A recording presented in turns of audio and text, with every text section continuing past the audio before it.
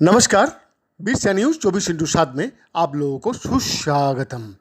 जी हाँ, बिल्किस बानो गैंगरेप के दोषियों की रिहाई को लेकर रो पड़ी शबाना आजमी। बोली, शर्मिंदा हूँ। बिल्किस बानो गैंगरेप मामले को 12 दोषियों की रिहाई को लेकर बहुत सारे लोगों की प्रतिक्रिया आई है। गुजरात सरकार के इस फैसले की काफ़ी आलोचना हो रही है। इसी बीच एक टीवी चैनल से बातचीत के दौरान अभिनेत्री शबाना आजमी का आंसू झलक आए।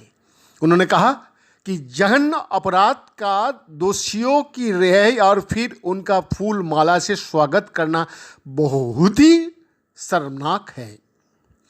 शबाना आजमी ने कहा, जब मुझे पता चला कि 11 दोषियों को रिहा कर दिया गया है तो मैं आश्चर्यचकित रह गया।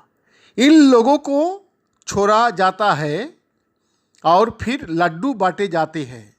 हम ऐसा करके समाज का अंदर क्या संदेश दे रहे हैं और किस तरह से नारी सम्मान के साथ समझौता कर रहा है। ये कहते हुए शबाना आजमी रो पड़ी। उन्होंने कहा कि पूरे देश को इसके खिलाफ सड़क पर उतरना चाहिए, लेकिन एक सन्नाटा है। उन्होंने कहा कि इस मुद्दे को इस तरह पेश किया जा रहा है जैसे वो कोई वोट बैंक का मुद्दा है। इसका इस्तेमाल समाज में सांप्रदायिक टकराव पैदा करने के लिए किया जाता है। बता दें कि इन दोषियों के छूटने के बाद एक भाजपा नेता ने कहा था कि वो सभी ब्राह्मण है और संस्कारी है। इस पर आजमी ने कहा, जिन्हें दोषी करार दिया गया है और पूरी प्रक्रिया हुई है उनके बारे में ब्राह्मण और संस्कारी कहा जा रहा है। आखिर इसका मतलब क्या है? उन्होंने सवाल उठाया कि इस मुद्दे पर मानवाधिकार आयोग क्यों चुप है, महिला और बाल विकास विभाग क्यों चुप है और भाजपा का महिला मोर्चा क्यों चुप्पी साधे है? क्या आप में मानवता नहीं अभी भी बचा है? उन्होंने कहा, बिल्किस बानो के साथ बहुत बड़ी घटना हुई, लेकिन उन्होंने धैर्य नहीं खोया और इन लोगों को सजा दिलवाए। लेकिन वो अकेले कहाँ तक लड़ेगी? हम सबको आकर उनके लिए खड़े होना चाहिए। उन्होंने कहा, मैं शर्मिंदा हूँ, इसके अलावा और क्या कह सकता हूँ।